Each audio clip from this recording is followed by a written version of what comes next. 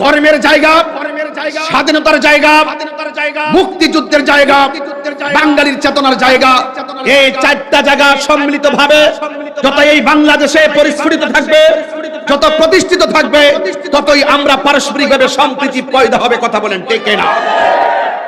আমি পরিষ্কার ভাষায় বলতে চাই, আমার কথা আপনার ভালো না লাগতে পারে, কিন্তু মনে রাখবেন দিন শেষে ক্ষতি কিন্তু খাল কেটে কুমির কিন্তু আপনি ঢুকাবেন।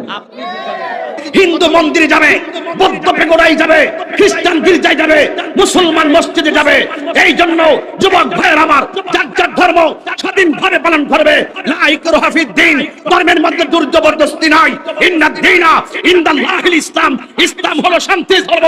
লাকুম দীনুকুম ওয়ালিয়া দীন, তোমার জন্য তোমার দিন, আমার জন্য আমার দিন। হিন্দুর মন্দির ভেঙে মসজিদ বানানো যাবে না, মসজিদ ভেঙে মন্দির বানানো যাবে না।